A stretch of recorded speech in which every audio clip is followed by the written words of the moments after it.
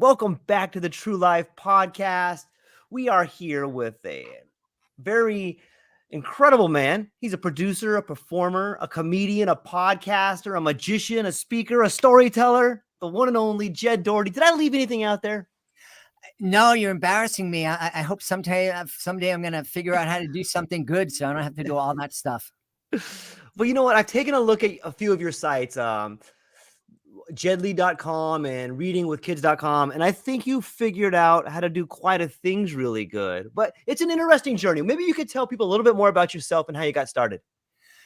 Sure, yeah. I came out of college thinking that I was going to be a social worker. Well, and I was for a bunch of years. I was working with kids here in Massachusetts in the juvenile justice system. And I quickly discovered that I was pretty good at it, but I also discovered that it really is not a healthy way to live. I was, as we say here in Boston, I was like wicked poor. I developed some very poor lifestyle habits. There was twice of me back then. I just, I went from being a college athlete to a social worker, and I became two people, and I just really wasn't in a good place. And I had felt called to social work. I felt it was a heavenly calling, that it was something that I was meant to do. And when I finally sat down and said, I really can't do this, it's really hurting me, just emotionally, physically. And I went back and I said a prayer, and I said, so I can't do this anymore. What do you want me to do? And I was literally crying when I said that prayer. And I sat down at my table and I opened up the newspaper and I'm going through the pages, and I can't see anything because I have tears in my eyes. And the first article that I'm able to focus on was an article announcing that Ringling Brothers, Barnum and Bailey Circus were in town, and they were having auditions for clowns that afternoon. And I looked up to heaven and I said, dude, you got to be kidding me. But I listened and I went, and I loved it. I did. I was in Boston Garden, the place where I had seen so many of my heroes entertain us and win championships. And here I was in the center of this arena, and it certainly wasn't packed, but there were a couple of hundred people there, and I was making people laugh. And that felt so awesome. And at that moment I said, yeah, okay. I don't know how I'm going to do this, but I'm going to figure it out. And I did. And with the help of my beautiful wife, who I met through clowning, we figured out how to make a business out of it. And it's something that I did for 35 years. Man, it's an awesome story. And it seems like it's sort of this Ariadne thread that has helped you find your way through this maze we call life, and social work.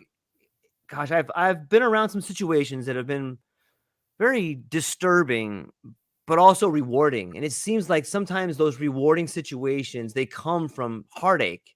And it seems like that's kind of it seems to me like that's where laughter comes from too. Sometimes it seems like we can't have laughter is like this sort of response to heartache, or it's sort of a coping mechanism. Have you found that to be kind of true in the beginning work you were doing? It certainly was. I mean, I think that I got a lot of my quote unquote comedy chops working in detention centers, and, going in and just feeling in the air that something is about to pop in this place. And I am vertically challenged, and I better figure out a way to de-escalate this, or I'm going to have to try to do it physically. And so we did, a lot of humor, and so it certainly helped then. But also, I think being able to share some of those stories, talking to kids at that time about their lives and helping them kind of figure out what went on in their life, certainly has helped me as I'm creating skits and telling stories through magic that aren't just silly, that they're real powerful stories told in an entertaining and kind of fun way to hopefully inspire kids to make great choices with their lives. Yeah, that's interesting. I've always found that this idea of storytelling has been with us since the beginning, from Socrates to Sylvester the cat. It's this idea of being able to tell stories in a meaningful way is part of the human condition. And it sounds like you've found multiple ways to tell stories. And I'm wondering, can you tell us a little bit about, how is it that you put meaning into stories? Because you're doing them through magic, you're doing them through performance, you're doing them through skits, you're doing it through storytelling. So is there like a certain way you have found to imbue meaning in stories? And is it different for different methods? I think, I haven't really thought about that. I know I'm different than a lot of other magicians and performers because I'm very willing to break down that fourth wall. And after I tell a magical story, we'll oftentimes say, this was inspired by, and to let kids know that this isn't just a work of my imagination. My imagination isn't all that good. This is something that really happened. Yeah, it's such a fascinating thing to be able to break through to a kid, to tell them a story or to perform a trick or be able to convey a message to them that they'll take with them. And I'm wondering, as somebody who's traveled around, like first, how long have you been doing this whole thing for? Full-time performing 35 plus years. I've been been the host of the Reading with You Kids podcast since 2017, so 5 years. I'm the pandemic was a real pain in my neck, and all of our necks, because it meant that for a couple of years there were no school assemblies, and I did a number of shows via Zoom, and as much fun as I'm having speaking to you via Zoom, performing for 300, 400, 500 kids through Zoom is absolutely horrible. It's True. there's no response because everybody's on mute, and you're doing the show and you're telling jokes. And it's like, I gotta laugh at this joke myself. otherwise I'm gonna think I'm bombing. But yeah, so that was a long answer to a short question. No, it's a beautiful answer. I think it's true. I'm curious to get your thoughts on if you felt that way through Zoom and you're trying to perform through Zoom. How do you see?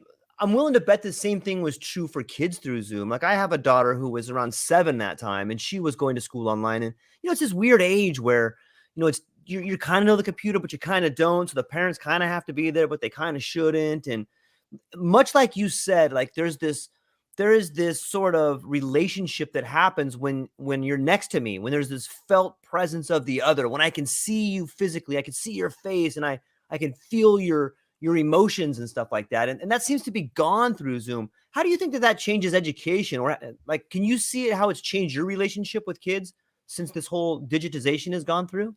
Well, one of the things that was most difficult for me is that my show is really totally interactive. And something that I didn't realize until my daughter pointed it out to me when she was 12. She used to come out and go on tour with me and perform with me at lots of shows.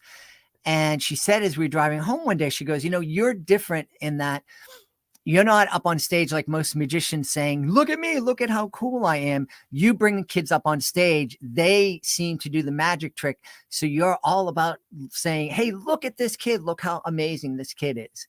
And while we can do that on some level through Zoom, it's not as powerful, when something, appears, and when I ask a kid live on stage to do something, and then suddenly something appears in their hand and their friends can see this, and it's like, okay, yeah, you are pretty special. Okay.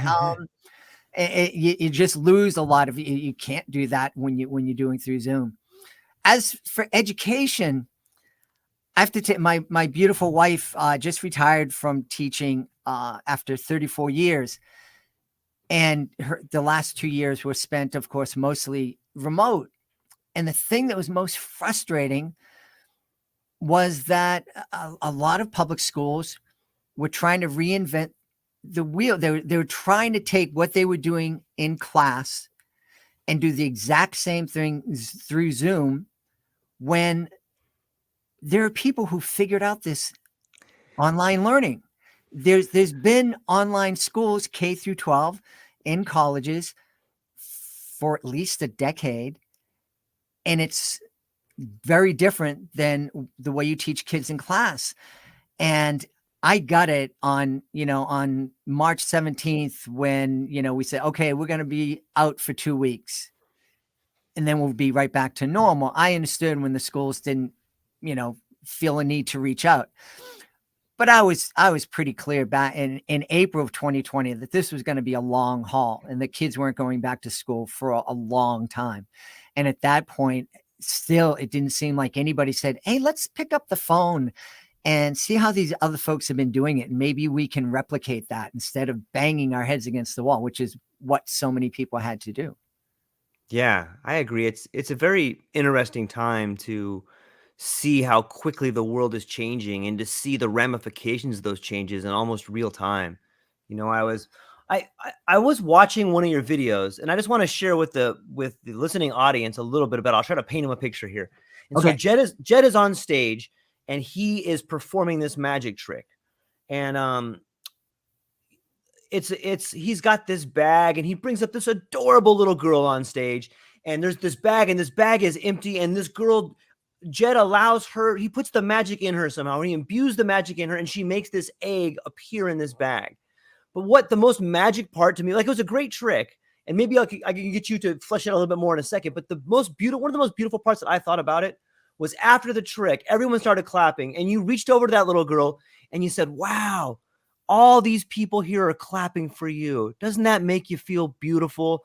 Oh man, that was so cool. It was like you gave her the spotlight and really allowed her to understand what it's like to be adored by doing something beautiful. I thought that was awesome, Jen. Well, thank you. I'm going to tell you a little backstory about that. Please. That was a New Year's Eve performance in New Bedford, Massachusetts. And I believe we're in the New Bedford Art Museum. And she was just such a beautiful little kid. And I know the cable access TV who filmed that, they were coming in and they were setting up after I had started the performance. And when she saw the egg that she made appear inside the bag, when that appeared, her expression, I'm looking at her expression and I'm thinking to myself, oh, please, I hope you caught that. This is so amazing. Please tell me you caught that. But I saw that prop that I used. It's a prop that lots of magicians use. It's called an egg bag. And it's a classic. It's kind of like a lot of people might refer to it as a sucker trick. And the way a lot of magicians perform it is to get up on stage and, hey, reach inside the bag. Do you feel anything? No, it's empty. What do you mean? Here's an egg inside here. And you just make the person look stupid, or it's a puzzle.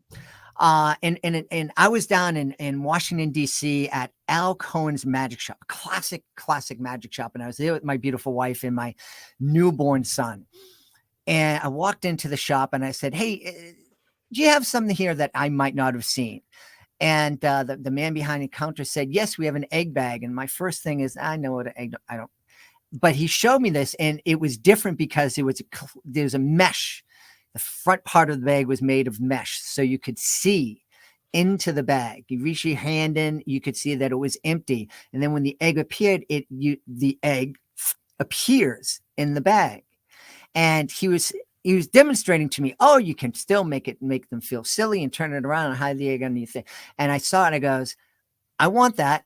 And all I'm going to do is have the person make the egg appear, because that, for my show, that was the most magic. There's nothing. I mean, what could I have done after that girl had that expression and the people were entertained? There's nowhere I could go after that except to say, isn't she awesome?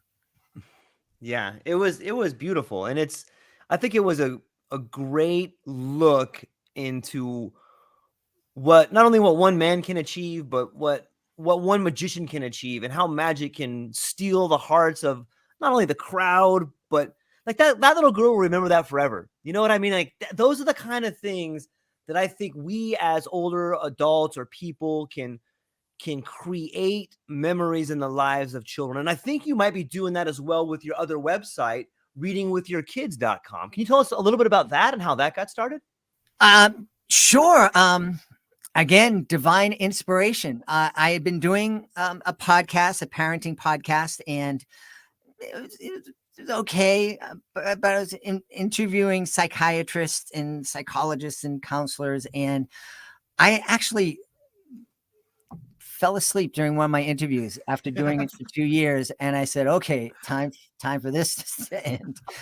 But so I went to some consultants and I said, what should I do next? And they're like, asking me all these questions and charging me all this money. And they said, you do a lot of shows in Catholic schools and faith is important to you. So you should do a Catholic podcast. You should go out and that's for you. You should become the Catholic podcaster and the Catholic magician and Catholic.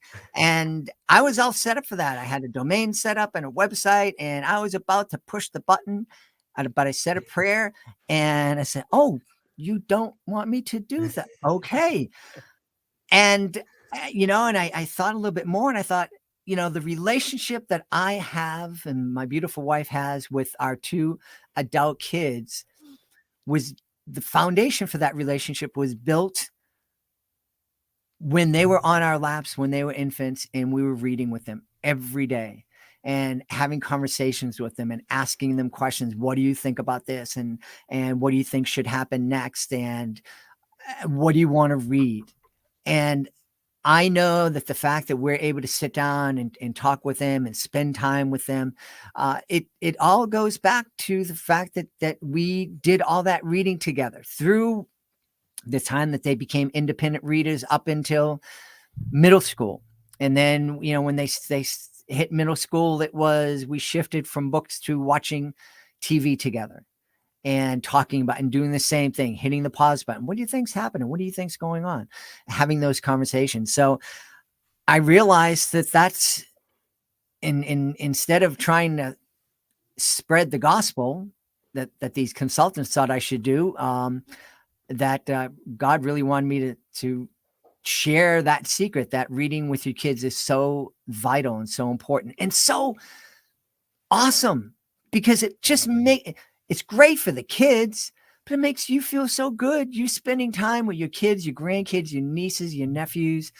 And for 20 minutes, you're just there and you're in the zone together. And there's nothing else in the world. And you're not being distracted by a screen. And they're not worrying about getting likes on Instagram or TikTok. And it's just you two. And that's beautiful. Yeah, I couldn't agree more. And it takes us back to the art of storytelling. And for generations and probably throughout human history, there's been times where the family comes together. Sometimes it may be in a, like at the Eleusinian Mysteries, or it may be at the amphitheater down from your house, or it might be in your own bedroom or your own living room. But you are participating in this human activity called storytelling or reading. And I think that you're spreading the gospel of critical thinking when you begin reading to a child. You allow them to begin making up their own ideas of what's happening. And there's something real. I bet you everyone has had this experience where you read the book and then you go watch the movie and you're like, you know what? I kind of like the book better. There was way more in the book, or they didn't do it justice, or maybe you like the movie better, but at least you have something to compare it to. Mm-hmm. And I think that there's been quite a bit of studies that show how much more children achieve a better future when they read earlier. Is that the kind of information stuff you looked into when you there are so many benefits to reading with your kids. And again, I came in, I'm a dummy, I'm a clown, I'm doing shows. And so for me, the most important thing is growing close to your kids. And to be honest with you, I still think that's the most important thing. Yeah. But there are so many studies. I mean, kids, I just I ran across this one statistic. Kids who are read to every day earn more money. You think, well, of course they're smarter, they read. No. They're more empathetic. When you read, you develop empathy. and you're a better teammate. You work better in a team. And so those people are going out and finding much more success in life and in the professional world. A kid who is read to every day for 20 minutes, when they get to kindergarten, they will have heard over 800,000 more words than their peers who are not read to. And that, we're talking about equity these days. That's an inequity that never goes away. Yeah.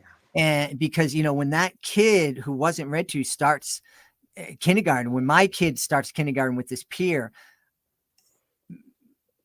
my kid's just going to add on to those 800,000 more words. And that gap is going to grow and grow and grow. And I've sat down with reading experts and people who are really fighting hard for equity. And I'm like, so what do we do to close this gap? We don't tell parents to stop reading with their kids, right? And they're like, no, of course not. But we have to figure out ways to help those families. And there's lots of reasons why some parents aren't reading with their kids. It could be that they're not able to read. I think I saw a statistic that 1/3 of adults in the United States aren't readers, that they don't feel confident enough to read a kid's book. Wow. My beautiful wife, I sat down with her and I talked to her. I said, how can I get the parents in your school, the inner city schools in Boston, how can I get them to listen to my podcast, to read more? And my wife said, a lot of my parents can't speak English.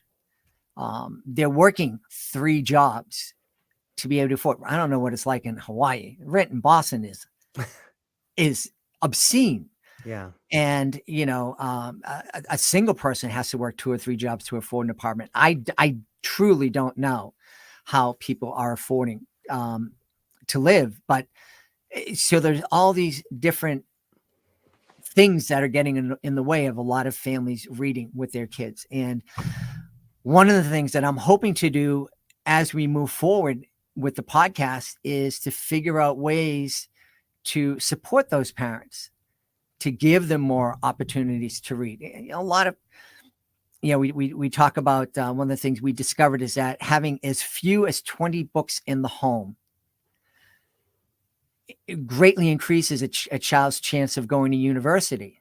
Wow. Well, for me and my beautiful wife, 20 books in a library, that's nothing. Yeah. But for a lot of families, 20 books, $15, $20 a book. Now we're talking $355, $400, $500. That's a lot. And so we need to figure out ways to support those families. If we truly want equity in our society, and I think we do, we need to figure out ways to help those kids who aren't being read to. Yeah, I see a lot of beauty in that. Like, while it seems like it's so daunting, this continuing widening gap between the haves and have-nots, in some ways, while it wouldn't happen overnight, the idea that it can significantly close the gap by getting books in, just by getting books in the house could close that gap. Like, that seems hopeful to me. It seems good to me. And you're doing a lot of storytelling on your podcast. Like, theoretically, people could tune in. The kids could tune in to your podcast and hear a story. The same way that maybe you or I would go to the library and someone would read to us when we were little, or if we were lucky enough to have parents that did that. It sounds like you're almost providing that service for kids. Well, I mean, our podcast is primarily for adults. We introduce adults, parents to authors of books that they want to read with their kids. But we do occasionally have, and in fact, on Christmas Day, we have a group of authors who are coming on. They wrote an original short story. It's called St. Nicholas Eve. We just recorded it on Saturday morning. It is hilarious and awesome and really heartwarming. So we do have special episodes like that. And of course, a lot of the authors who come on, they do talk about their inspirations and what the inspiration from the stories was. I was really surprised. I was at a homeschooling convention promoting the show, and there are lots of kids there, and they came up to me and they said, "Oh, I listened to your podcast in the car." And I'm like, "You did?" Like, yeah. Who'd you listen to? Oh, so and so. And he goes, "That you like that?" And because it was a very mature conversation, and these kids were 9, 10, 11 years old. They're going, yeah, I just loved, talking about the story, and that she thought about this monster that came from the clouds. And I'm like, cool, that's awesome. That is awesome. On a related note, I remember a while, maybe a couple of years ago, my daughter in her class, they wrote a story, and it was during Zoom. It was one of the cool things that they did. So the class had written a story, and then on Zoom, the parents would come, and then each kid would read like a paragraph of the story. And the story was so hilarious. It was about like this hot dog family who were cooking hamburgers in the park, and like it was just so funny to me. And it makes me think, like, if kids can, maybe that's one way to get them excited about reading, is to get them writing. And what do you think the relationship is between writing stories and reading stories for kids? Well, I mean, if you want to be a writer, and if your kid has aspirations to be a writer, I think they have to read. Yeah. It's just, I don't think you can do one without, you can certainly read without writing, but I don't think you can write without reading. And it just opens your mind up to different styles of writing, different voices. And so I think that's mandatory. We do oftentimes ask authors, in fact, tomorrow's episode, it's launching. So today's the 18th, 19th? I think it's the 19th. 19th. All right. So tomorrow, on the December 20th, the episode that's releasing tomorrow is Rajani Laraka. She's a multi-award winning author, and she's come on to celebrate her books. And I said, can you come on and just talk about writing? Because your books they're not autobiographies, but they share a lot of your story. And how do you do that? And the advice that she gives now, when she was talking on the show, she had professional authors in mind as she was relating it. But the advice that she gives, it's great for anybody. And her biggest thing is that when she starts to write, she starts with an emotion. So if she's writing about being bullied, she'll write about and remember a time in her life or in her kid's life when they were bullied. And they'll start with that emotion and what that went through and put that into the writing and the story. And we've had a number of authors come on and share those little words of wisdom. Jane Yolen, who's written over 400 books. Whoa. When I asked her I said, 400 books, where do you get the inspiration? And she just said, there's inspiration all around you. You can find a story anywhere you go. Stand in the middle of an empty street, and there is a story if you just open up your eyes and look for it. And so, so we've had lots of great advice like that. A lot of Jerry Spinelli, who's written some classic middle grade novels, shared with us. He said, everybody always tells you, write what you know. That's no, write what you love. Write about what you love. And so one of the things that we're doing in 2023 is just kind of finding those moments and just highlighting them and making it easy for people to go and, like, if you have an interest, you have a kid who's interested in writing, okay, here's the links to these episodes. You can go and listen here and here and here and here.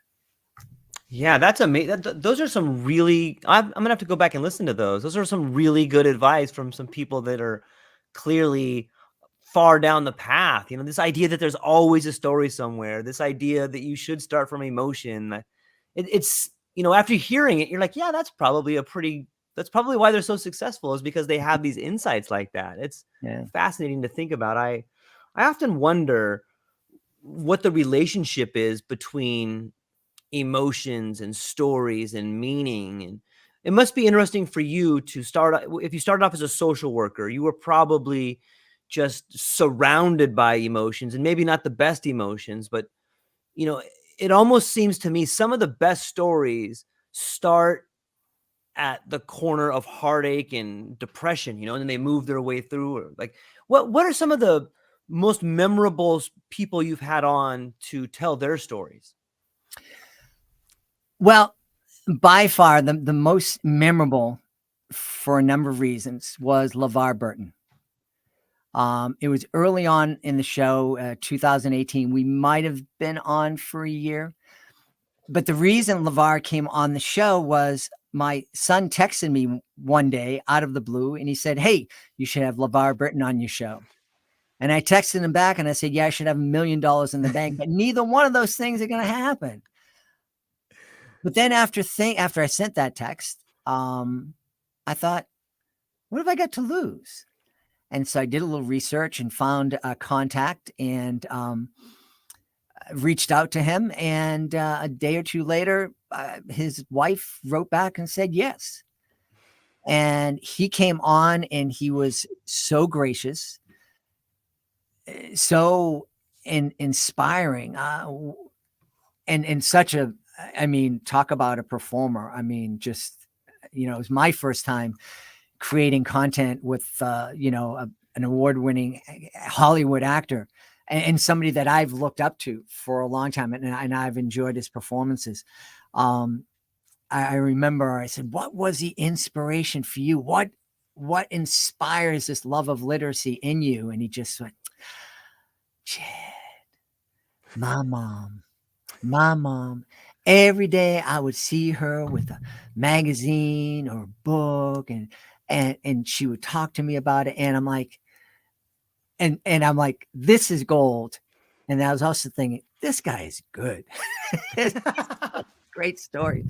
But he also said something that was really powerful, and that, he said that reading was emancipating.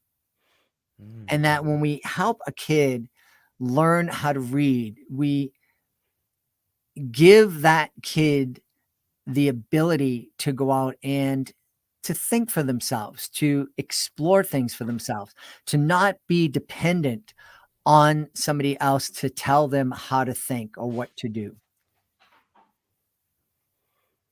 Man, that's worth pausing for a moment right there. That is so true. It's almost the keys to the kingdom. It's the ability to unlock doors. It's the ability to begin to live your own life, and in doing so, live a life worth living. And I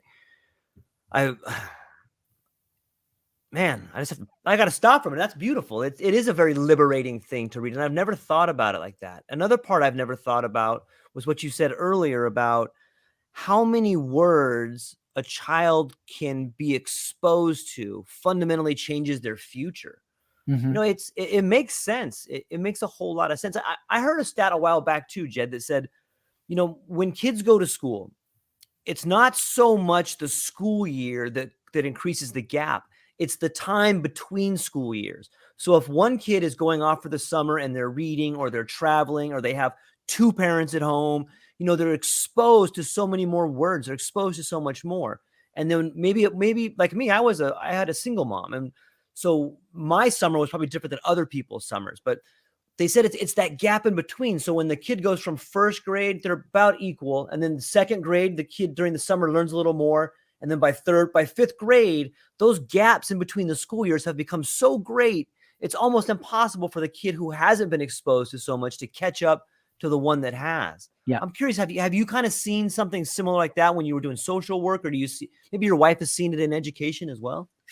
Oh, absolutely. And it was one of the reasons why, that every summer my kids had 2 or 3 what to do to keep up your skills workbooks over the summer.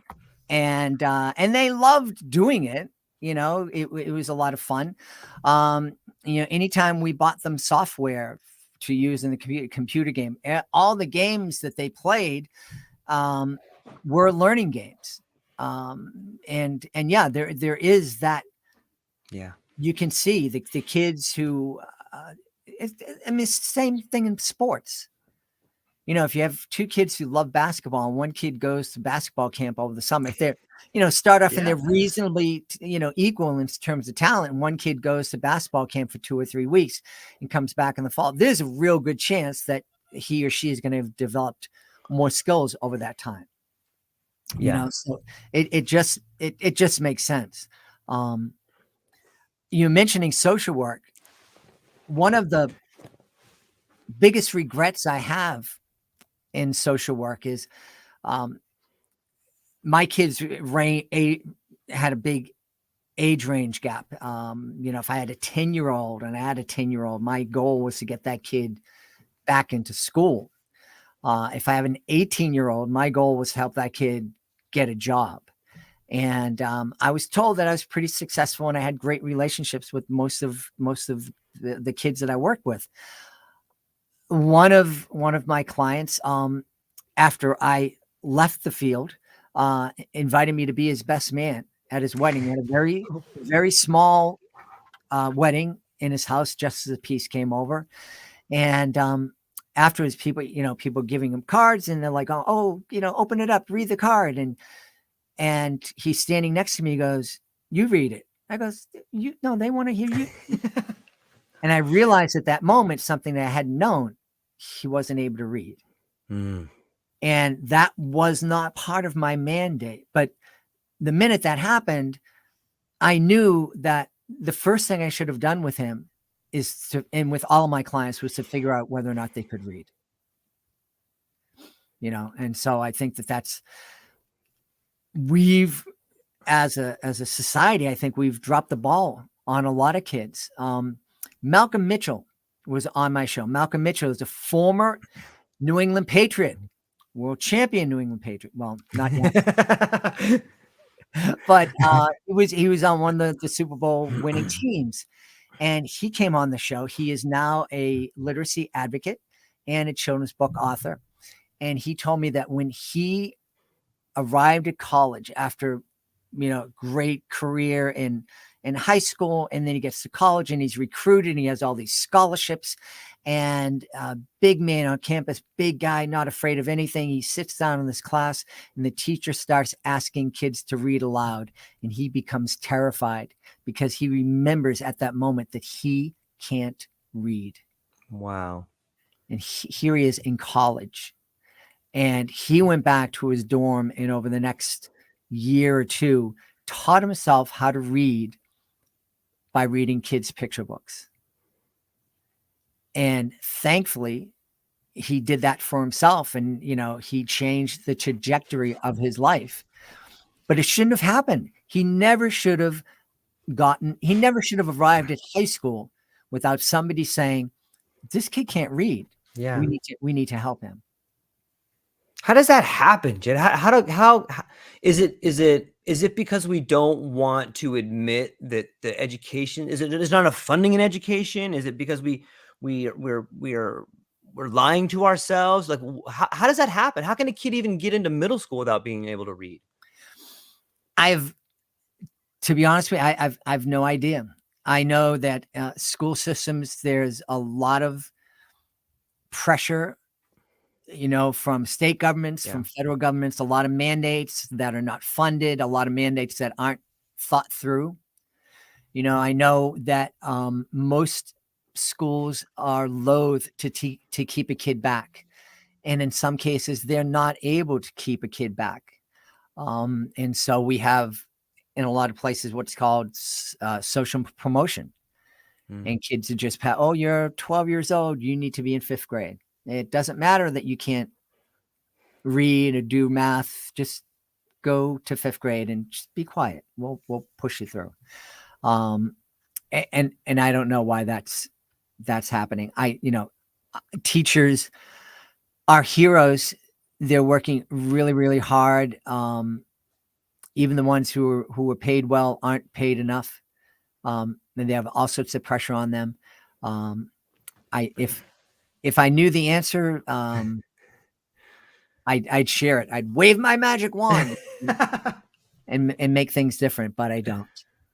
Yeah, well, it seems that in some ways you are waving a magical wand because you've decided that doing nothing is not an answer, and you're going forward and you're doing stuff to try and address this problem of reading and education and caring about people and making the community better. I wanted to touch on I've been noticing like this new my daughter plays her school works with some developers to develop apps and stuff. And I know that technology kind of gets a bad rap, but I don't think it's 100% bad or 100% good. She's got some new games like these math games where you can go on and it kind of gamifies the math equations. And they're really interesting. And they have the same thing for like word games. And, I think that there's some good to this. Obviously, I think it should be held in relationship to actual class learning. I think that they have to go together, but it seems like there is some really good technology that's helping kids maybe learn and maybe even accelerate learning a little bit. Have you noticed some of these? Yeah, and we've had a lot of the developers come on the podcast to talk about that.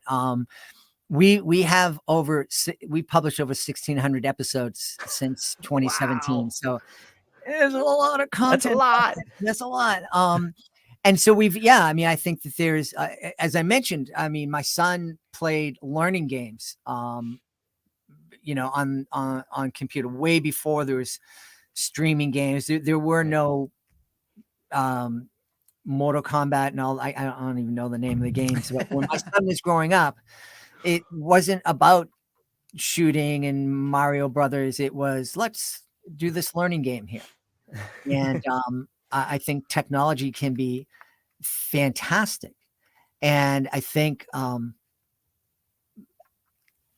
one of the things that I think parents have a responsibility is to become and help our kids become more media literate. As parents, we should know what kind of media our kids are consuming. And that doesn't mean that we ban certain things, because if you try to ban something, they're just going to experience it somewhere else. But if there's something that they're really interested in and that you find problematic, then you can talk about it. And maybe you experience it together. If your kid is really wanting to play the Grand Theft Auto and, run people over in the street, maybe there's a way to, all right, we'll play this together and then we'll talk about it. And if you want to play this game, then I also want you to play this other game. And I want you, let's see if we can develop some skills with these other apps. So I think technology is, it's like a hammer. You can use a hammer to build something beautiful, or you can use it to smash and destroy. It's so true. I, being a kid, this probably date me, but looking back to like third grade, I remember my teacher, like it was the treat after recess, is that she would read one poem from Where the Sidewalk Ends. And it's this, and I often wonder, like maybe poetry is the purest form of communication, because when people read poems to you, you tend to get goosebumps, or sometimes your face will get flushed, or you get flooded with emotion. And that was like my first introduction to poetry as a kid, is like Where the Sidewalk Ends. There's all these forms like the haiku, and there's these different things that, I forgot the guy, Silverstein. I think his name was Silverstein. Silverstein? Yeah. There's all these particular methods he used. And in some ways, I think maybe exposing kids to literature that most people think may be over their heads, whether it's even Shakespeare or even if it's just poems in that form. I think exposing kids to that particular form, it allows them, like you said, to not only see more words, but to see more of the structure of language. And I think that structure, I think kids are a lot smarter than we give them credit for. And if we just expose it to them, I think that they can take that structure and begin plugging stuff in there and coming up with a lot more complicated ideas than we're used to. Is that crazy to think? No, not at all. And there are lots of studies that show that kids are able to listen to a story on a lot higher level than they're able to read it. So if you have a fifth grader and your fifth grader reads at a fifth grade level, they can certainly listen to a story that was written for a high school kid, especially if they're listening to it with you. And they have opportunities to stop and ask questions. One of the great interviews I had was with Father Greg Boyle, who started Homeboy Industries out in Los Angeles, the largest gang intervention program in the world. And he wrote a couple of books. One was called Barking to the Choir. The other was Tattoos on the Heart. And they're true stories about experiences he had with these gang members. And a lot of the stories are heartbreaking because you see the trauma that these people went through that led them to joining gangs. And then they're trying to get their lives and change their lives and get out of the gangs. And a lot of times halfway through, they're killed. And this is certainly not a book that most parents would think a 13 or 14-year-old or 15-year-old would want to read. But I think Father Greg's message of radical kinship and seeing that we're related with everyone and that we have a responsibility to love and care for everyone is powerful. So I had Father Greg on the show, and it just so happened we were nominated for the iHeartRadio Best Kids and Family Podcast Award. And so I was out in LA at the time. I was trying to set up the interview, and he said, "Do you want to come here and do the interview live?" And I said, "Dude, absolutely." And I went and I saw Homeboy Industries, and it's an incredible place. It's, I was sitting there in the waiting room, and there's all these people that had I seen them on the street, I'd probably be kind of frightened. But in this one place, there was so much love going on. And so that's a message that a 14 or 15-year-old can hear, especially with a parent.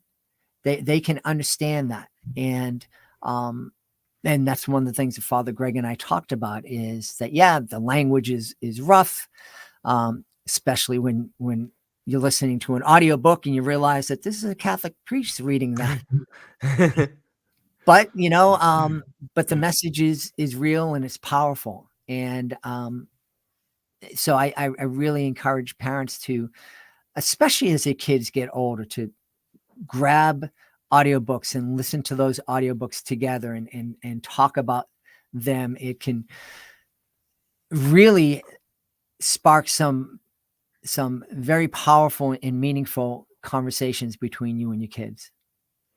Yeah, it sounds like it really has the ability. A lot of times as a parent, I'm sorry, I shouldn't say it a lot of times as a parent. As for me, as a lot of times for me as a parent, I think I have all these great answers to these questions my kid would probably ask. But then my kid will ask a question that I had no idea that they were even thinking about. And those seem to be like the real questions that are burning inside of them. And I could see how reading a book like The Homeboy Industries or having it's such a interesting mix of almost of God meets situations that are almost horrific or are horrific in some ways. And in that story, there's a lot of beauty to see healing being done. But, first you got to see the tragedy. First, you have to see the problem before you can find a solution. And it makes me think that that's what another thing that stories do is they allow us to participate in other people's tragedies. And whether you're listening with someone you love or you're listening by yourself, just the fact that you could learn by someone else's tragedies is such a gift. And it's something that we should be giving more of to our kids. And I think if maybe reading was explained that way, or maybe reading is something that so many of us have a love for it because we're able to see that in there. And I just wish we could expose more kids to it. But what do you think about this idea of exploring other people's tragedies? Well, you're mentioning the difference between reading a book and seeing the movie. Okay. And I remember reading Mystic River by Dennis Lehane. And it was a story set here in Boston. It was about a dad who discovers, in one scene, his dad discovers his daughter has been murdered. And in seeing the movie, it's like the cops are at this park that hasn't seen his daughter for a couple of days. Where's my daughter? She's a teenager, probably with her friends. No big deal. Oh my goodness, the cops are down there. What's going on? Let me go down and see. Wait a minute, that's my daughter's. Oh my. In the book, we're in his head. And we are experiencing all the thoughts that he is going through, a range of emotions. I'm mad. She missed her daughter's first communion. And where is she? I love her. She's such a big part of my life. She's great. And she's usually so responsible, but I'm so angry at her now. And boy, there's no way you could portray that the way the book does in a movie. So, I think experiencing somebody's tragedy is certainly, that's certainly something that can happen through books, because I think it gives you a chance to look in at the person, and it's like, we're just not getting the headlines. Car crashes into storefront, kills one person. We're learning about who the driver of the car was and what was going on in that person's life, and who the person who got killed was. And we're just learning about all that other kind of stuff. Whereas typically we're just hearing headlines. Yeah. And I think that's true today. I think that's one of the reasons we're so divided right now as a society, that all we're doing is responding to headlines. And it's like, he said this, she said that. Republicans are bad because, Democrats are bad because. You're on my team. Okay, I'll go with you. I don't have to dig any deeper other than the fact that you're on the same team. You're wearing the same color as me. That's why I wear all these colors. So I think again, like LeVar said, that, when we read, not only when we learn how to read, but when it becomes a discipline, when we're actively going out and reading, we're able to look further and dig deeper than the headlines, and not have our thoughts and our emotions controlled by somebody else. That is really well put. I always go back to Marshall McLuhan, who talks about he says he wrote a book called The Medium is the Message. Mm-hmm. And he talked about hot mediums and cold mediums. And a hot medium would be like television, and a cold medium would be reading or listening to something. And the difference is, in a hot medium like television or a movie, you are getting the idea put into your head. You're getting someone else's image put into your head, and you do not have to come up with it. When you read something, you listen to it, you're making the movie in your own head. You're coming up with your own visions of how it is. And he says that the problem with that is that it almost creates like a digital feudalism, because after we begin training people on television, it's so effective. It's people who, like, you can watch your kid watch TV, or maybe sometimes you watch TV and like someone comes up and does this, but you're so focused on it. Like, that image is just being burned in your head. But when you're reading or you're listening, you're creating your own imagery. And the problem with these hot mediums is it actually it circumvents the critical thinking. Like, you no longer have to put the story together. You no longer have to put yourself in the mind of the man in the Mystic River. You no longer have to picture yourself missing his daughter. Instead, you've got this nice cookie cutter image put in your head, and now you know exactly what to think. You know exactly when to scream. You know exactly when to yell. Whereas if you read that story, you may find a part of the story much more offensive than I found it, because of the experiences that you've been through. And it just leads us down what you said, this idea of clickbait, headlines, hot mediums. And I have to agree with you. I think that is the problem. It's this, and it's probably the road to hell has been paved with good intentions. I'm sure that there's a lot of people that want people to learn through television, and there's a lot of good programs out there, but that medium is dangerous, especially when we start putting money into this idea of advertising. And so many of the cartoons went from being a cartoon to being a 30-minute advertisement for kids to watch. And so I'm wondering, what is your what do you think about this idea of maybe the hot mediums like television, or even the headlines in in papers, might they better serve the public if we could get the money out of that? I mean, the short answer is sure. But then, as somebody who's somewhat of an entrepreneur and running something that's kind of like a business, the question is, so how are you going to do it? How are you going to fund it? And there are certainly ways to fund things, and there's a lot of reporters on a platform Right. like Substack that are able to do reporting, and they're being funded by their viewers. But it's different. It's very difficult. I mean, I think ideally, sure, get the money out of it. But money makes money pays the bills for the internet to work, and Yeah. you know. Yeah, I do. I'm coming up on an hour, Jed. Are you doing okay on time?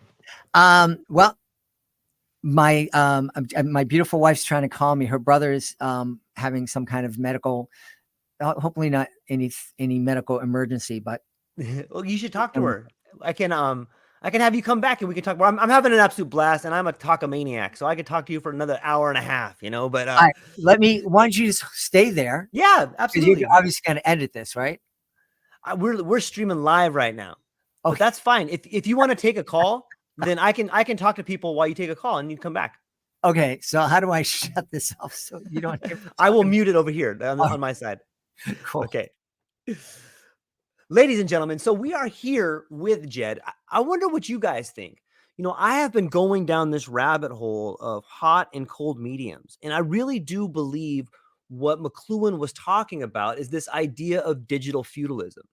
And when I was speaking with Jed, I was thinking, if you could get the money, if you could kind of get the advertising to be more, I don't know, if you could get the advertising to be a little bit more responsible, then I think you could have content that will allow for a better all around product, a better all around service. And so the question Jed and I were talking about is, well, how do you do that? I think it's already happening. I think what you see happening is, when you have Substack, when you have podcasts, when you have all these different mediums, there's a lot of people making content for free. There's a lot of people making content with 100, 200, 1,000, 50 followers. And all of these people are taking away from the giant corporations, be it NBC or CNN or Fox. And so I think it's already happening. I think that the small individual content creator is, in fact, kind of undermining the very giant monoliths out there. I think we're seeing it happen right now. And you got to ask yourself, what kind of a lunatic is going to create content for free? Well, that's a pretty easy concept, I think, because there's a lot of lunatics out there. Like you're listening to one right now. But yeah, I think it's possible. I think that we can make better content for more people at a lower price. And I think the market wins that way. I think kids win that way. I think that even though there is a sea of content out there, even though there is almost an unconsumable amount of things to pay attention to, I think the cream rises to the top. And I think that you'll be able to find what it is you're looking for in a better form rather than being spoon-fed these ideas that other people are given to you. Like, just take a look at the talking points that come from mainstream media. It's usually the same script being read by a different face in a different state, in a different local, in a different colored suit, but it's the same message. And I can understand how we want the country we live in to be getting the same information, but that's not how it works. Everybody's different. Everybody has a different, view on things. And so let me bring back Jed here. Jed, I was just telling the people, we were you and I were talking about how would you get the money out of this and create more of a responsible type of content for people to consume. And maybe it's happening already. Like you said, you mentioned Substack. There's tons of creators out here that are creating content for free. And, the guy that has 100 views, the guy that has 1,000 views or 50 or 10,000, these guys are all slowly knocking down the mainstream media that's just kind of spoon feeding everybody the same oatmeal every morning. What do you think? Is that too much to throw out there? I don't think it's too much to throw out there. I mean, you take a look at Joe Rogan, who has a bigger audience than CNN and MSNBC. Like one of his episodes are heard by more people than hear like all of CNN in a night, something crazy like that. But even him is, his show has some sponsors. It's they're sponsors, and then of course Spotify picked them up for you can for awful lot of money. So I guess his content is going out there without commercials, and you're paying for it, through Spotify. And I think that there are going to be more and more opportunities like that. And I think a guy like Rogan is scaring the heck out of people, because I don't think you can easily put him in a red shirt or a blue shirt. One of the things, he took a big hit on supposedly spreading COVID misinformation. But meanwhile, where were we getting most of our COVID information? Was from the big three television networks on their newscasts, and all of those newscasts are sponsored by the people who are profiting from coming up with COVID vaccines. I don't know if there's a connection. It just seems like I'm listening to LeVar. I got to question that stuff. Yeah, where there's smoke, there's fire. Usually, I guess it depends on who you prefer between George Orwell or Aldous Huxley or Ray Bradbury. It just it depends on what kind of future you're in there. It's interesting. I wonder, have you ever thought about, like, we look back on some of these books like Aldous Huxley's Brave New World or George Orwell or, Ray Bradbury or some of these dystopian books or whatever. And, do you think that one day, like, what do you think the books out right now, people might be like in 20 years from now? Have you read any books that people might look back on 20 years from now and be like, hey, this guy got it right here? Boy. No, my reading with adult books seems to be either informational, or what all old guys who are, mysteries, cop novels, stuff like that. I used to love, it's fun. I've shared this on the podcast a bunch of times. I was a huge Stephen King fan and horror and fantasy and all that stuff until the moment my son was born. And I was in the middle of an Anne Rice novel. I was halfway through it. I was loving it and I was devouring it. And I'm going through it. And then my son was born. And after we get home from the hospital, I go to pick that book up again and jump right back into that world of horror and tragedy. And I'm like, I don't want to go here anymore. Nope. And so I put it down, and he'll be turning 30 in July. I listened to my first Stephen King novel since that time, back in October, as I was driving back across country. And it really wasn't all that much of a horror. It's kind of fantasy, and it was pretty good. But and I could see myself reading another one like that, but not that really kind of crazy, creepy stuff anymore. I don't know. I don't know if that I answered your question. Yeah. I was just curious as to maybe what you were reading now. And it sounds, for me, I find myself deviating into a world of science fiction when things get too rough for me, or when things become too monotonous, and I find myself just diving into there's this whole new world of like not role-playing games, but almost like video game books now, where like they're Mhm. telling stories from it's RPLG or something, role-playing fantasy game, something like that.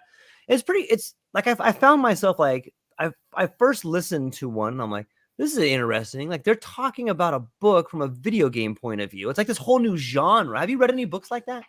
I haven't read any, but we've had authors on who've written a number of books, a number of novels based on Minecraft. Okay. And so those interviews were interesting. Especially the first interview was interesting because I said, okay, first off, you got to tell me what Minecraft is, because I don't know. I hear it. I know it's a video game. And I still can't tell you what it is, but it is fascinating. I guess it's kind of like fan fiction, Yeah. people loved watching Star Trek, and Yep. then they create their own Star Trek stories, novels, Yep. whatnot. Yeah, kind of. Yeah, it's fun.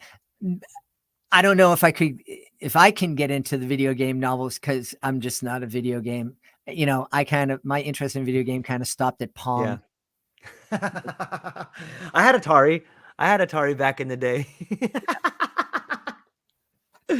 Oh, that's hilarious. Yeah, that's an interesting idea too, is that, you know, this idea of, and this is just an idea. I'm just get your opinion on this. Do you see that maybe it seems to me in some ways there's like this idea of a prolonged adolescence. Like, I don't play video games, but I know a lot of guys, I don't know a lot of guys my age, but I know a lot of guys a few years younger than me that play video games. Like I don't have that sort of bond to it, but it almost seems like video games have taken the place of reading for adults these days. It used to be an adult would get a book and you'd go, that's what you do on your off time. But now people are playing video games on their off times. What is your take on prolonged adolescence and video games taking the place of books for adults? Well, I don't know about prolonged adolescence, because I think it took me an awful long time to grow up, and I'm not quite sure if I have yet. Yeah, I hear you. Have to check with my beautiful wife about that. Um, Certainly, I think for a lot of people, video games have replaced books and stories. They've certainly replaced movies and TV shows. Um, they've replaced sports in a lot of ways. I am amazed that people will pay to go into an arena to watch somebody play a video game. That is mind-boggling.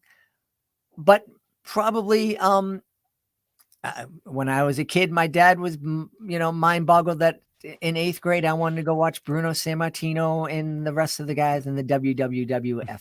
Yeah. So, I can't judge. It's not something for me. I think like anything, and I think reading can also have the same kind of issues. When one of the things we've talked about on the podcast is technology is great as long as you are using the technology and the technology is not using you.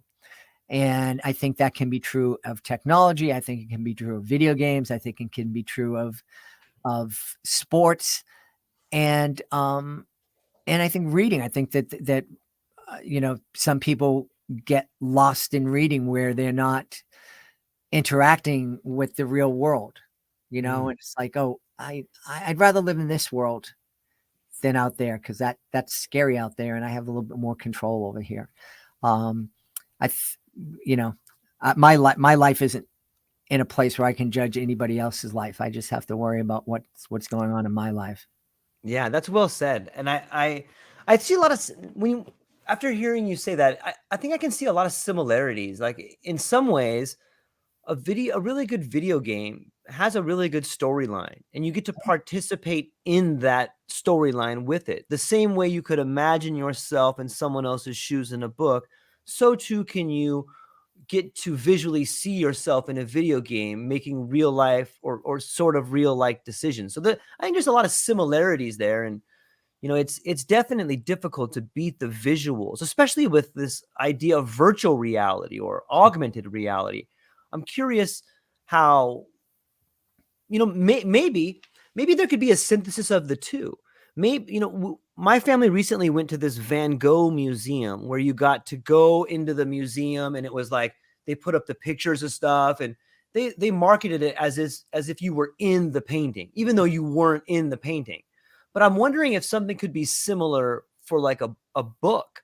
Like if you played an audio book and you could have some virtual goggles and you could be the character in that book, you could be like your choose your own adventure kind of a thing. And maybe you could synthesize the two. Maybe that's where we're going. Maybe we could be synthesizing video games and books. Is that too crazy to think about? No, not at all. One of my favorite recent guests is a young woman named Nick Yulo. And she is an author and an artist and a filmmaker. And she also writes scripts for video games. And, and again, coming from the world of Pong, she had to explain that to me. And it's a fascinating world, and the idea of the choose your own adventures, and that's kind of happening in a lot of those video games. Depending on what kind of choices you make, the story goes one way or the other. Then you can play the game again a second time a different way, and it takes you in a different direction. Whether or not I think for me, again, going back to the premise of the podcast, reading with your kids, if your kids are into video games, instead of trying to dissuade them, one of the mistakes, I've shared this on the podcast, one of the mistakes I made with my son was he loved graphic novels and anime. And I would go in and I would support that. And I'd take him, we'd buy him the anime and the graphic novels. And if I went on the road, I'd come home, I'd find something and bring it to him. But every once in a while I would go into his room, he'd be reading, and he would just devour these things. And I would go in and go, dude, can you please read a book just once this week? Read a book that doesn't have pictures in it. And I didn't appreciate the fact that the stories that he was reading, there were stories and there was literature and there was some pretty great stuff. I would have known that if I had sat down with him when he was 13, 14, 15 and read those stories with him. And I think the same thing can be true if it's video games. And if your kid is really into a video game, hey, let's do this together. Or if it's not something you don't want to do it together, well, you play it, then I'm going to play it. And then we're going to talk about it. And I think that's really valuable. Whether or not you're talking about a video game, a book, anime, television shows, movies, music, I think is real important to be listening to the music that your kids are listening to. Again, not to ban it, but talk about it, and if your kid is listening to something that you find really offensive, then just sit down with them and say, hey, you seem to like this, but this is what I'm hearing. And are you hearing the same thing? Can you help me understand why you think it's okay that we're singing about this? And maybe I can get there, or maybe you can see this in a different light. Yeah, that's a great point. When I think of great music, I think of storytelling again. I think of like John Cougar Mellencamp, or a lot of country songs where they're talking about, or even in rap songs, it seems like they're both talking about their dogs and their trucks, and there's probably some similarities there. But yeah, it's music. Music can be intoxicating, and it can be beautiful, and it can also be very thought provoking. And sometimes this medium of a repeated idea behind music put into your head can be something that could be a little bit dangerous sometimes if you're not really cognitive of what you're thinking about. How do you think, what's the relationship between music and reading? Well, again, I mean, I think there are obviously two different styles of storytelling and messaging. One of the things that I think is important, going back to a point that we talked about a little bit earlier, in parents being media literate, I think it's really important that we help our kids become media literate as well. and we help our kids understand that every piece of media that they're exposed to, whether it's movies, video games, a book, music, these media has been created by somebody to get us to do something or to think a certain way. And when we're aware of that, then we're not, then we're not as vulnerable to the unconscious message that might be being pounded into our head in a song, or that might be delivered to us in a subtle way through a story that, hey, asking kids to sit down and think, okay, so who created this? What are they thinking? What do you think it is that they want you to do after you read this? And is that something that you're okay with? Is that, are the values being put forth in this commercial, this music video, this video game, this book? Are these values that are important to you? Are you not sure and you're open to having your mind changed about your values? Or are your values different now that you've sat down and you've read this? And is it because you've really thought about it and you've thought about had a deeper thought about what your values are, and now your view of those things are changed because of the arguments made in this book? Or were you manipulated somehow? Okay, so this brings up a fascinating point, Jed, that I think that you're uniquely qualified to talk about. Oh my goodness. Okay, so that sounds like a magic trick to me. Like if you show me a magic trick and I go, wow, that's amazing, but then you show me how to do that trick, I probably don't want to see it a whole lot anymore because I know he did it. And the same way with what people are doing with exactly what you said. Hey, this person wants you to think this. But once you show them the trick, hey, they want you to think that. Now it wipes away the magic from it. And that's not good for a magician, but it's great for people that are trying to get us to do things. Is there some similarities there? You hit the nail on the head. My beautiful wife, when we first got married and I started, my career, we would go to a lot of magic shows. And she would sit in the audience and she'd go, how did you do that? And I don't keep secrets from my wife.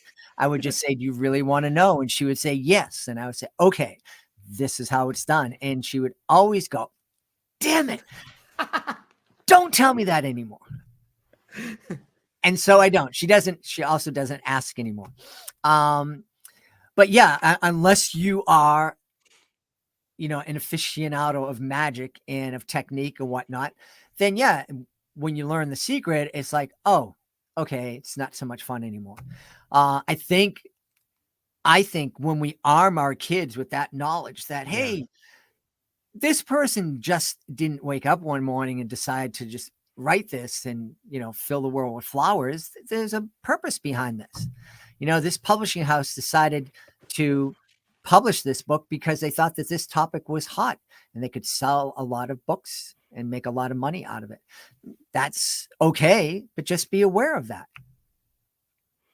Yeah, what I would love to see the performance art of Jed Lee, and this may go against the code, but I would love to see that performance of here's a piece of literature or an advertisement. Here's a magic trick. I'm going to show you the magic trick, and I'm going to show you what the advertisers want. I think you could just blow kids' minds by getting them to see how the magic behind advertising isn't really that magic. And it's, but I wouldn't want to, you don't want to take away from the magic though. So maybe that's not a good idea. Yeah, that could be above my pay grade. I'm not sure, but certainly where, when my kids were growing up, I was all about, when my kids would ask me, why do they do that? Well, they want to sell tickets to this movie. They want to get you in here. And again, that's not necessarily an evil thing, but be aware of that. You're being, the person who created this wants you to feel a certain way. Going back to Rajani and her advice of like, when you start writing, write with an emotion. She wants people to feel that emotion. She's a wonderful author. She's a wonderful person. She's a physician here in Boston. I don't think that she has any, you know, mal thoughts in her head or in intentions. But she does, when she's writing a book, she wants you to feel what it's like. And that's fine. But it's important for your kids. I think it's important for all of us to just understand that. It's being literate. Yeah. So sometimes I put on sometimes I sat when my daughter first started going to school, I had sat down with the admissions officer, and she had asked me what I thought about modern day education and what I had thought about what kind of environment I want my kid to be in. And I had to think for a minute, and I had told her that, I was aware that, when industrialization happened, our country sort of turned towards raising and educating obedient workers. And we had set up this model where the kids would sit in a room with a figure, with a authority figure, and there would be bells and whistles, sort of like Pavlovian dogs, and you would need a pass to go to the bathroom. And they according to the Prussian school model, they had set up this system that was training people to go and do a workforce and build products, because that's what we needed at that time. And I think that we still see echoes of that in today's public education system. And, there are some great schools like the Montessori schools or the Reggio philosophy, where kids are doing more hands-on stuff and they're spending time in groups and they're learning relationships and they're doing different required reading, and, they're learning through different methodologies. I'm wondering if have you seen that in the school system? Like maybe some of the school system we're still using is a little bit outdated. Well, I think that there's a lot that can be done in school systems.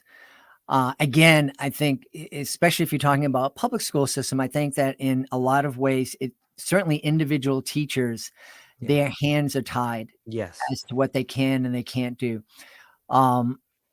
One of the really simple things that happened, my kids attended Catholic schools, and when it was a simple thing, it wasn't innovative. It was something that happened when I went to public school, but the 8th graders would come down and be reading buddies with the 1st graders.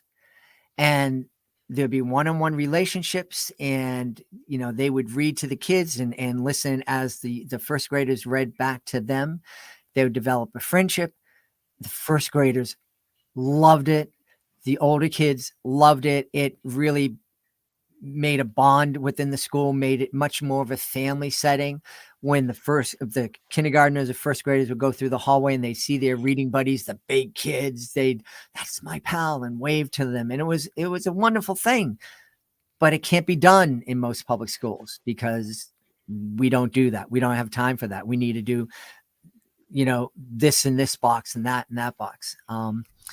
So I think one of the answers is giving parents more choice as to, what kind of schools their kids are going to. We were really blessed in that we could make a choice as to what kind of schools my kids attended as they went through kindergarten through high school. A lot of families don't have that choice, and they might be in a community where the school that they are sent to based on geography is really failing.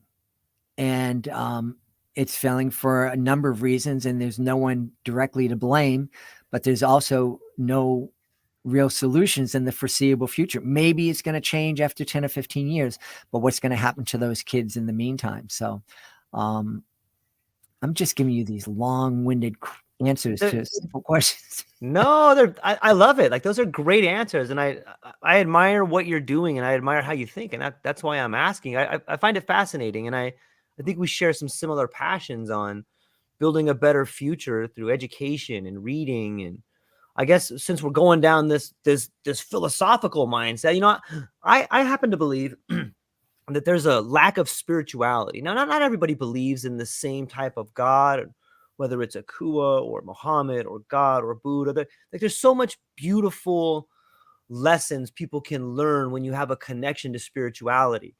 And talk about different scriptures. There's so much you can learn from different books. And sometimes it seems to get a bad rap in education, especially maybe over the last 20 years. But I have found, and this is just my personal opinion, that there's almost an emptiness without spirituality and learning. And I think it's this idea of spirituality that runs like a thread through all the different subjects. And it kind of, if you look at the spiritual angle, you can see the spiritual angle of English or language, and you can see the spiritual angle of science. And I really think that spirituality shouldn't be something we're afraid of, but should be used as something that can tie everything together. And it doesn't have to be in your face or, evangelical, but, I think that there's a place for it. And I think that because it has not had a place in so many, or it's been pushed out, I think kids are lacking that a little bit, in my opinion. What do you think about that? I can't disagree with you. And I agree that there's wisdom in all of the different scriptures. And I'll share this with you. Yeah, please. My kids, again, and Catholic school, one of the parents there, my kids are very involved, especially in high school, in church and in the services. And one parent came up to me and said, "Oh, you must be so proud. Your kids are up there, they're involved." And I'm like, yeah, I'm proud of them for a lot of different things. And that's cool that they find some meaning here at church. And she said, I'm so worried because, my daughter's going off to college, and that's when they start questioning their faith. And that's horrible. And I said, no, it ain't. It's not at all. And going back to something that Father Greg wrote, if your faith can't stand up to questions, then you're in the wrong faith. I encouraged my kids to ask questions, and we had a lot of conversations about different things that went on in our church. I've done extensive study of various world religions just as a hobby, something that I did, especially when they were in their faith formation years in high school. And when they were coming home and they were saying, oh, that the teacher told us X, Y, and Z, and that you can't question anything in the Bible. And I'm like going, well, let's sit down and talk about that. Let's see. The Bible was actually written 90 years after Jesus died. So like no one that read the Bible was actually hanging out with him. So let's just get that straight. And but I wanted my kids to understand that, there are things. If you have questions, ask your questions. If something is more attracted to you, it speaks to you, go for it. And I think this thing that's difficult is that when we don't have a religion or a faith or a spirituality, there's a void, and it's going to be filled by something. In a lot of parts of the world that was filled by communism. Not saying communism is, I personally am not a big fan of it. They don't seem to do it well. But I mean, on paper, communism is wonderful. It just hasn't worked out. And, there's going to be something that fills that need for people. And so I think, I don't exactly know how you do it in a public school where there's supposed to be a separation between church and state. I know that separation is greater on the coast than it is in the Midwest. I have this trick that I do when I go out into the audience and I'll hand kids little green beads, and we're going to do something magical with those green beads. But before that, I want you to tell me, while you're holding that bead, I want you to think about something that you're thankful for. And most schools, and my son, when I came up with this, he was in middle school at the time. He goes, Dad, you can't do this with middle school kids. They're going to say all sorts of inappropriate things that they're thankful. And no one has. One kid said he was thankful for pizza. But other than that, I'm thankful for my mom. I'm thankful for my family, my friends, the ability, my teachers, all that kind of stuff. In the Midwest, I am thankful that I have a relationship with my Lord and Savior. And I'm like, okay, you can't say that, can you?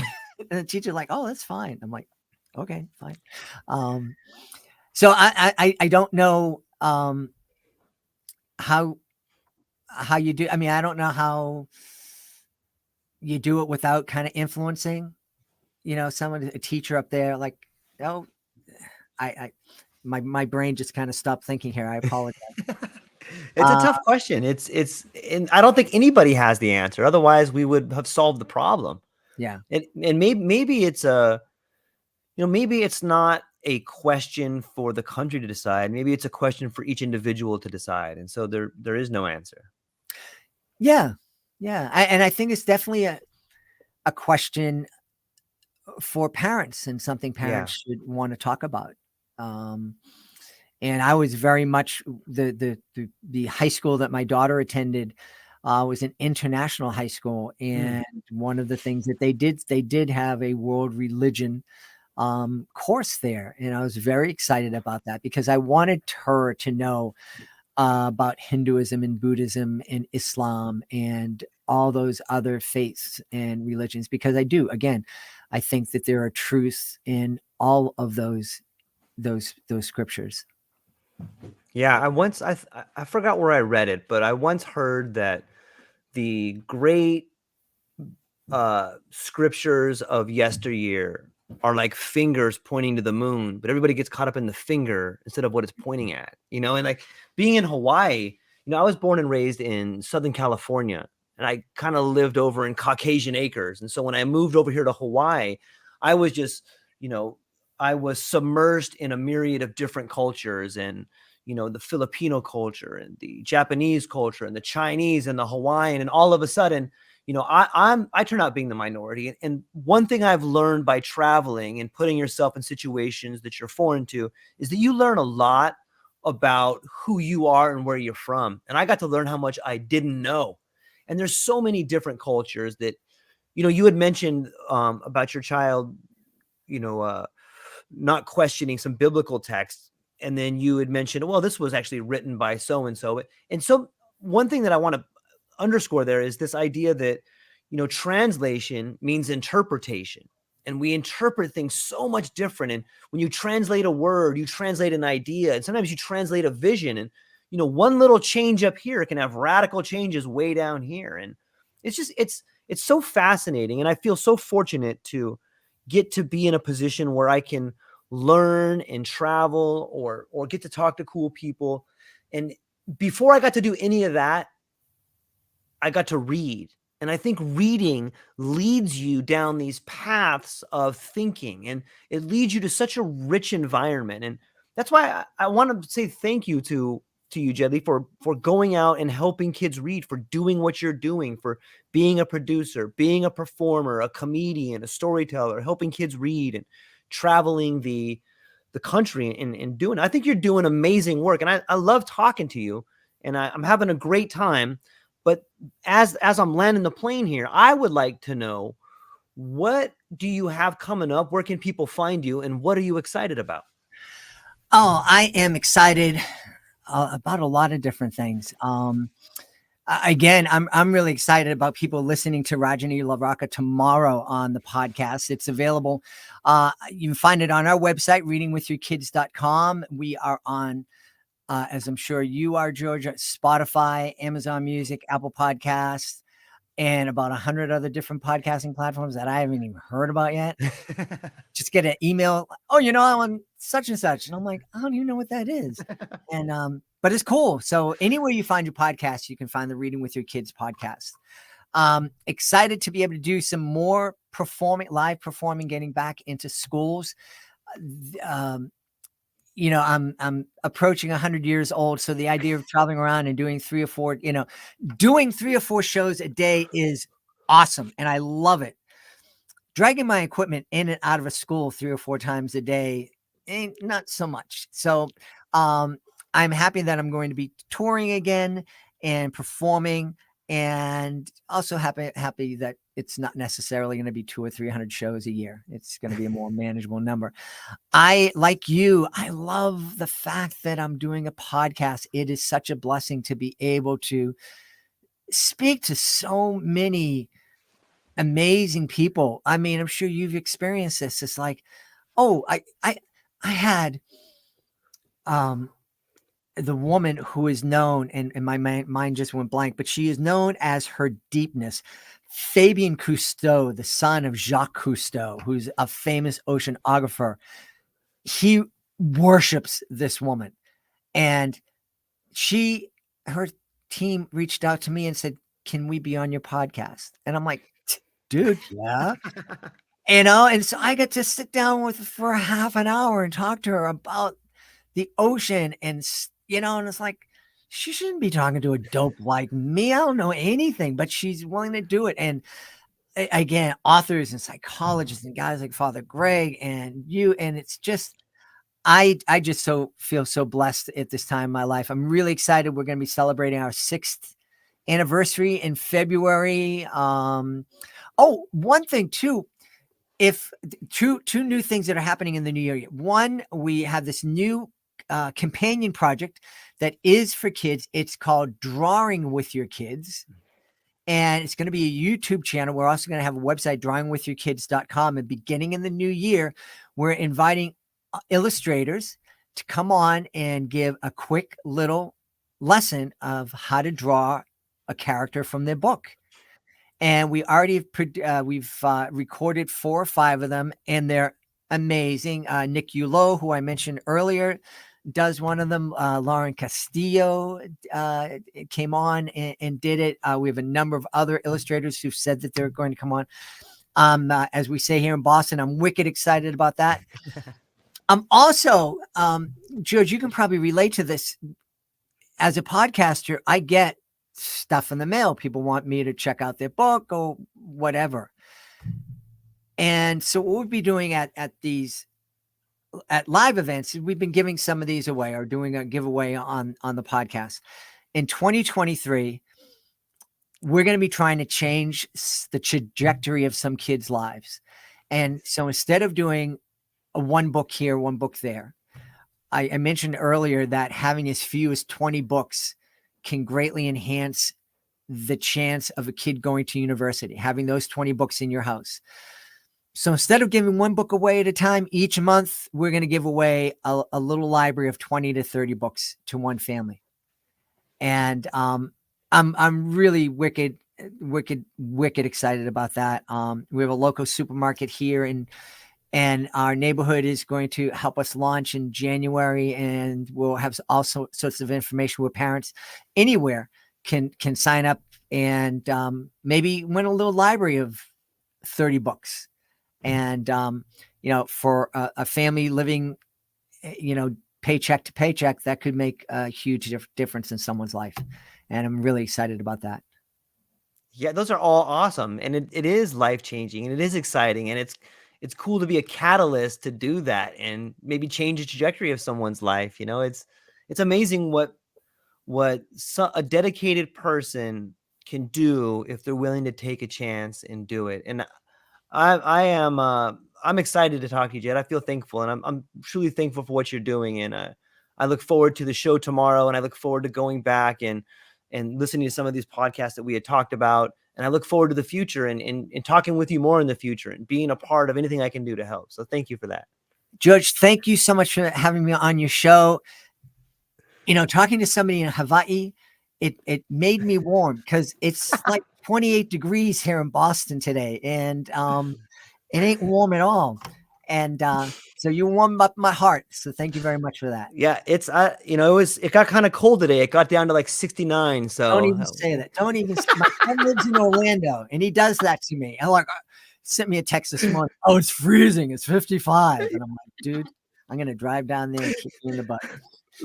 Awesome. Well, Jed, I'll shoot you over all the information once I get it all up. I'll get you the raw MP3 and MP4. You feel free to do with it what you like, and I'll be in touch. And yeah, thank you so much for today. I had a great time, and I'll talk to you soon. We'll do it again. Awesome. Thank you very much, my friend. Okay, aloha.